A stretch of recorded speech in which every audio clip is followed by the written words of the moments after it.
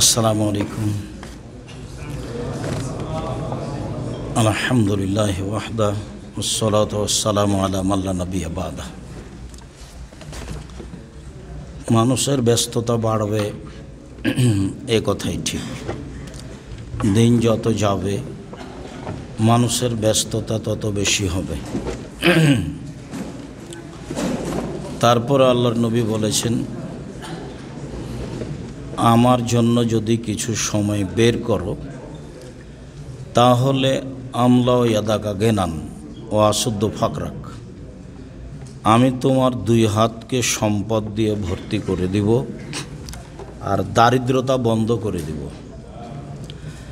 আর যদি আমার জন্য সময় বের না করো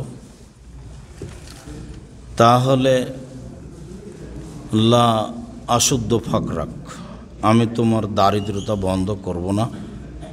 ও আমলা ইয়াদাকা শগলান, আর তোমার দুই হাতকে আমি ব্যস্ততা দিয়ে ভর্তি করে দেব। যখনই তোমাকে কেউ বলবে যে শায়েখ বুরহানুদ্দিন আসছেন, একটু কথা বলবেন, দিন ধর্মের চলেন, তখন তুমি উত্তরে বলবা আমি ব্যস্ত।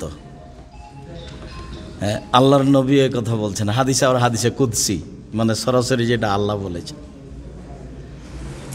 আব্দুর রাজ্জাক বিন ইউসুফ আসছেন, চলো যাই, তাহলে আমি একটু ব্যস্ত, যেতে পারছি না, পরবর্তীতে দেখা যাবে।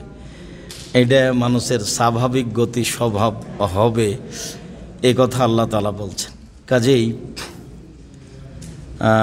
ব্যস্ততা কমিয়েই কিছু দিন ধর্মের সাথে থাকতে হবে, যে কোনো মূল্যে চেষ্টা করতে হবে। আবু হুরায়রা রাদিয়াল্লাহু তাআলা আনহু বলেন, রাসূল সাল্লাল্লাহু আলাইহি সাল্লাম বলেছেন, খায়রুল আসহাবে খায়রুন লিসাহিবিহি, সবচেয়ে ভালো মানুষ সেই যে তার স্ত্রী বা তার বন্ধু বা তার কাছের মানুষের কাছে ভালো। যার সাথে চলে যে তার কাছে ভালো হতে পারলেই সে সবচেয়ে ভালো। আমি ভালো কি না তার সাথে না চলা পর্যন্ত বুঝতে পারি না।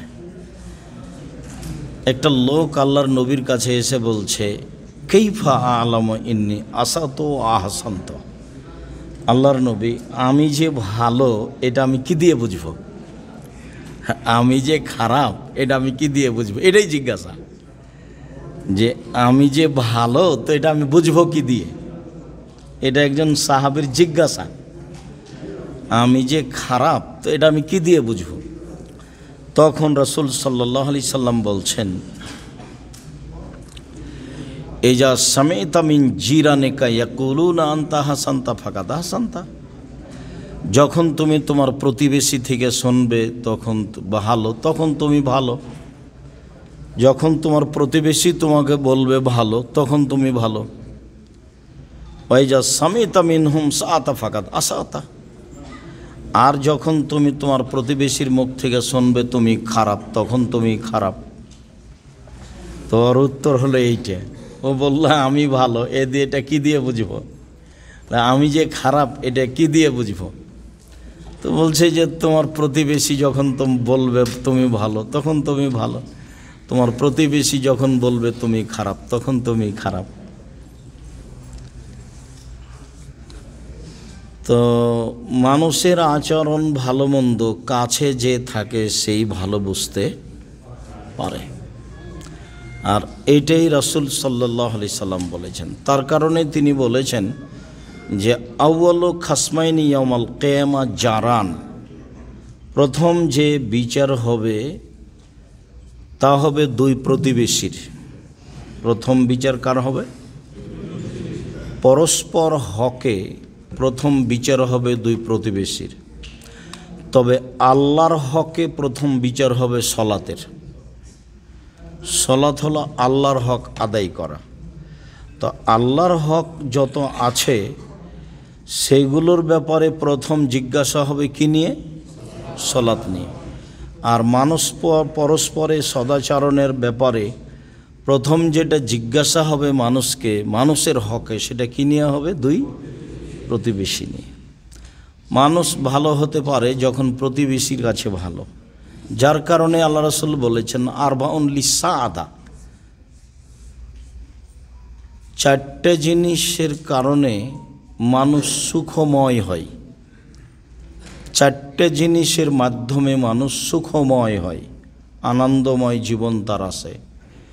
তার একটা হলো আল জারুস সলেহ, ভালো প্রতিবেশী। আপনি প্রতিবেশীর কাছেই টিকতে পারছেন না, তা আপনি ভালো কি দিয়ে এটা কীভাবে বোঝা যাবে? অনেক কষ্টের নাম হলো ভালো প্রকাশ করা, আর মুখামুখি উত্তরের নাম ভালো প্রকাশ নয়। আবু হুরায়রা রাদিয়াল্লাহু তাআলা আনহু বলেন, রাসূল সাল্লাল্লাহু আলাইহি ওয়াসাল্লাম বলেছেন, ইন্না মিন আহসানিকুম ইলাইয়া, ইন্না মিন আহসানিকুম ইলাইয়া, ইন্না মিন আহসানিকুম ইলাইয়া আই আহসানুকুম খুলুকান।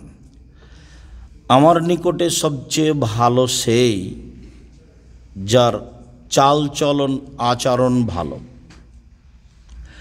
ইন্না মিন আহাব্বিকুম, অন্য এক জায়গায় তো বলেছে তোমাদের মধ্যে আমার নিকটে সবচেয়ে প্রিয় সেই আহসানাকুম আখলাকান, যার চাল চলন চরিত্র ভালো, সেই সবচেয়ে ভালো।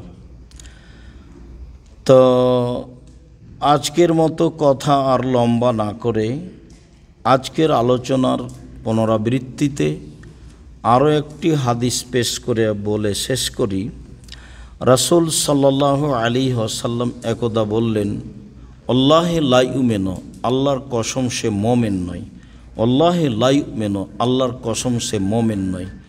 আল্লাহে লা ইউমিনু, আল্লাহর কসম সে মুমিন নয়। কিলা মান ইয়া রাসূলুল্লাহ, সে কে যার ব্যাপারে আপনি বলছেন যে ও মুমিন নয়, ও কে? তখন আল্লাহ রাসূল বললেন, মান লা ইয়ামান জারহু বাওয়াইকাহু, যার থেকে প্রতিবেশী নিরাপদে থাকে না সে মুমিন নয়। আর সবচেয়ে যেটা ভালো আচরণের জন্য বেশি কাজ করে সেটা হলো লজ্জা। লজ্জা যার যত বেশি হবে তার আচরণ তত বেশি হবে ভালো। লজ্জা যখন থাকবে না তখন আচরণ দিন দিন কি হবে? দুর্বল হবে। যার কারণে আল্লাহ রাসূল বলেছেন, আলা হাইহু মিনাল ঈমান ওয়াল ঈমান ফিল জান্নাহ, লজ্জাই হচ্ছে ঈমান আর ঈমানই হচ্ছে জান্নাত। যার কারণে রাসূল সাল্লাল্লাহু আলাইহি সাল্লাম বলেছেন, ইন্না মিন কালামিল উলা আও ইন্না মিন কালামিল আম্বিয়া, সব নবীদের একটা কথা ছিল, আমাদের নবীও সেটা বলেছেন, ইব্রাহিম আলাইহিস সালাম বলেছেন, সব নবী একটা কথা বলেছেন, ইদালাম তাস্তাহি ফাসনামা সেতা, যখন তুমি লজ্জা করবে না তখন তুমি সব কিছুই করতে পারো। তখন তোমার কারোর সাথে খারাপ আচরণ করা, মন্দ কথা বলা, কারো জিনিস নিয়ে নেওয়া, লুটে নেওয়া, কোনোটাই তোমার জন্য ভারী হবে না। আর যখন তুমি লজ্জা করবে তখন সব অন্যায়গুলি তোমার থেকে কি হবে? ধীরে ধীরে ধীরে বিদায় নিবে। মর্মে আমি আমার পক্ষ থেকে আবারও সেই কথাটি বলে আলোচনা শেষ করছি। অবশ্যই আজকের আলোচনা স্মরণ রাখার জন্য আমাদের পক্ষ থেকে আন্তরিকভাবে অনুরোধ রইল। তাতে আমরা পুনরাবৃত্তিতে বলতে চেয়েছি যে বিচারের মাঠে নেকির পাল্লাই সবচেয়ে ভারী নেকি হলো সদাচরণ। ইন্না আসকালা শাইইন ফি মিজানিল মুমিন ইয়াউমাল কিয়ামাহ কলকুন আযীম। তার মধ্যে আমরা বলতে চেয়েছি যে আল্লাহ তাআলা মানুষকে যেটা সবচেয়ে বড় নেয়ামত অনুগ্রহ দান করেছেন সেটা হলো সদাচরণ। কথাগুলি মনে রাখার জন্য আন্তরিকভাবে অনুরোধ রইল। জান্নাতুল ফেরদাউস পাওয়া যাবে কি দিয়ে? সদাচরণ দিয়ে। একসাথে দুইটা বড় আমলের নেকি হবে কি দিয়ে? সদাচরণ দিয়ে। আল্লাহ তুমি আমাদেরকে সদাচরণ করার তৌফিক দান করো। আমরা যেন কখনো মানুষের পিছনে পড়ে মানুষের ক্ষতি করার চেষ্টা না করি। যা প্রয়োজন সব কিছু যেন আল্লাহর কাছে চাই, এই সুযোগ, এই তৌফিক তুমি দান করো। আপাতত এই মুহূর্তে এই পর্যন্ত বলেই কথা আমি শেষ করছি। বাকি যেগুলো আপনাদের কথা রয়েছে, জামিয়া সালাফের